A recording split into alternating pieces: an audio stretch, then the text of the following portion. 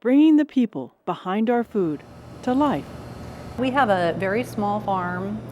It's on a piece of family land that's my parents started buying in the 1940s. We designed our facility, our herd size, and our production volume to fit that size of land and what we thought just my husband and I could handle.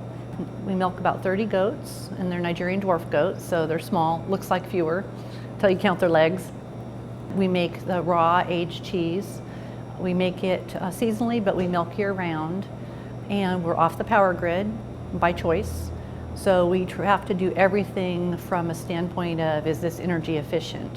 And that dictates a lot of our choices, but it's a different way to live. And for the most part, we like it. We've been at the size we wanted to be for a long time. We've been basically, you could say, sold out of cheese since we started because we make so little and we make something different. It's not as different now because there are so many more cheesemakers in the US, and I'm helping train a lot of those, I hope. And we don't fear competition.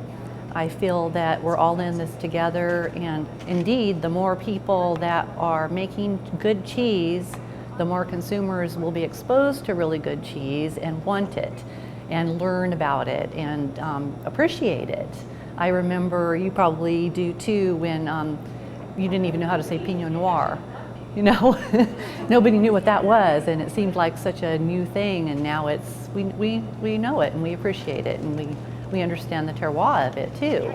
And when that can happen for cheesemakers, where people say, oh, have you had the cheeses from the Oregon coast? You can taste this, you can taste that.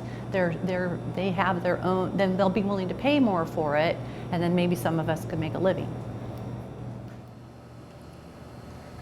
I wanted to write a book, or have a book that would help me learn about cheesemaking more.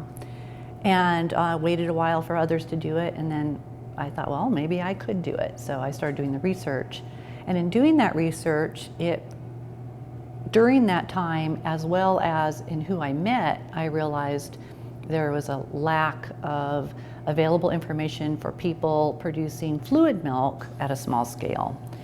And with the increased interest in raw milk or creamline milk, milk made in small batches, and meeting cheesemakers who needed to buy milk, small amounts, and I realized, well, that would help a lot of farmers if I could write a book that would give them all that information in a really easy to read way, not be sensible about the science, just help the industry.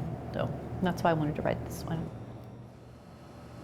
Typically, dairy farmers choose the species based on what they like to be with.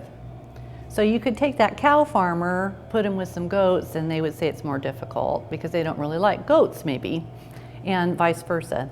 So if you pick a species and then a breed that you like to be around, I don't know that you can compare the two. I tell people you'll like goats if you like toddlers.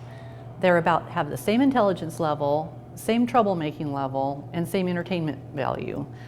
If people have trouble working around toddlers, they're going to like cows better because cows go with the program more as a whole. They're just more stoic, and goats express themselves. They won't let you get away with much.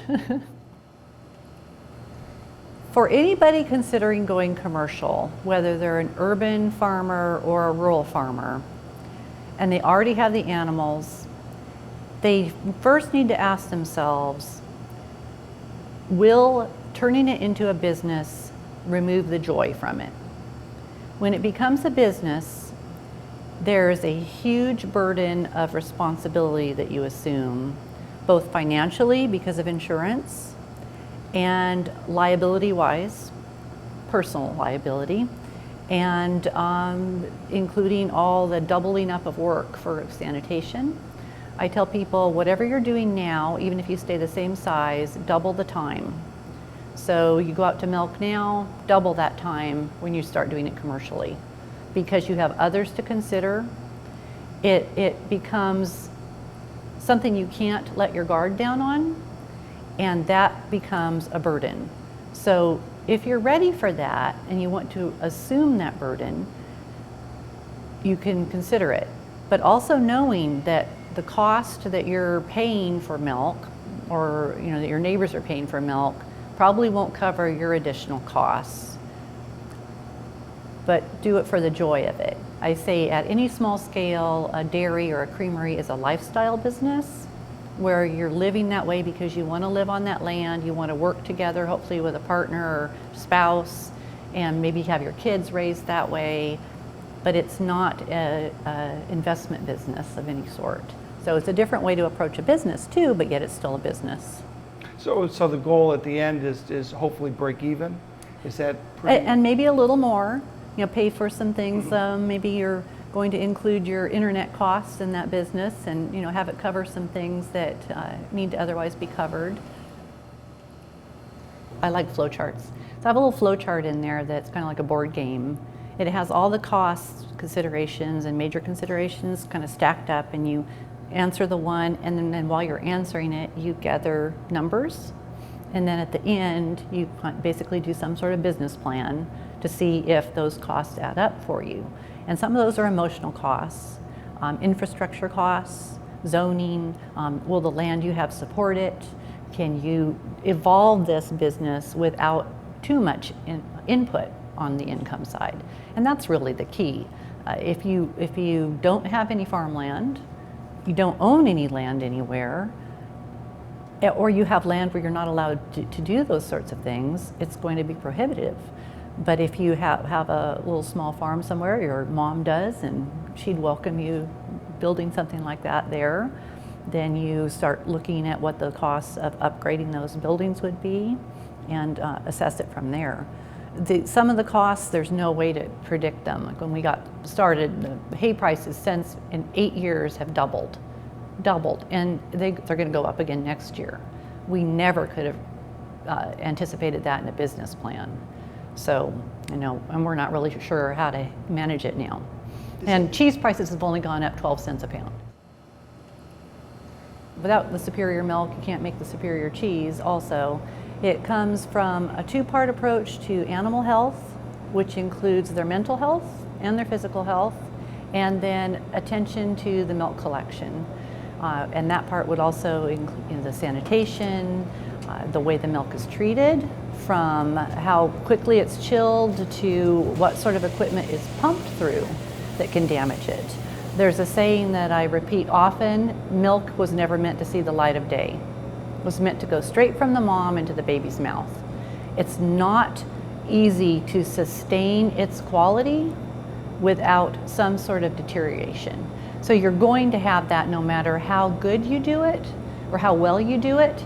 So you need to do it superior every time if you're going to have any chance at keeping its quality close.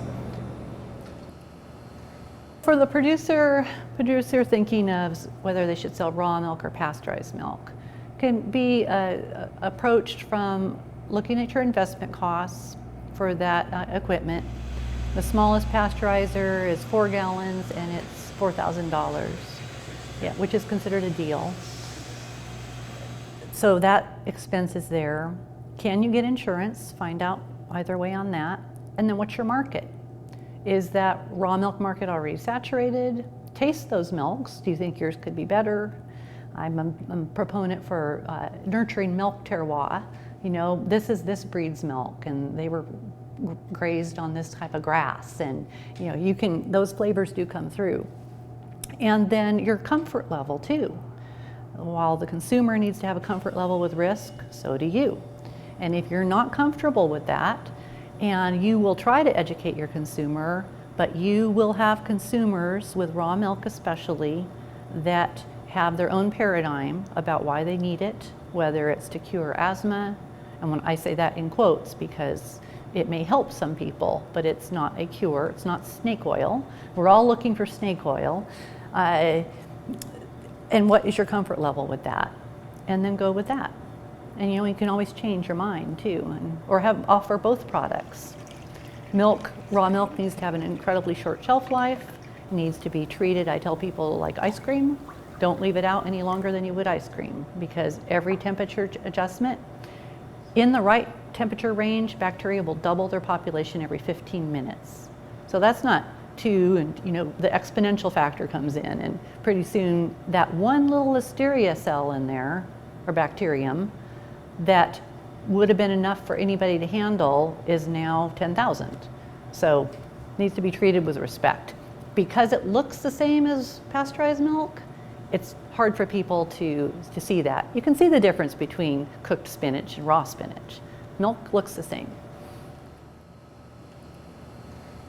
I think the benefits are, you know, the personal gratification in producing food for people, food that people appreciate, want, and enjoy, and then being a part of keeping small farms in people's minds, helping them understand local, helping them appreciate local, keeping farmland going, you know, keeping it from getting a new condo built on it, things like that.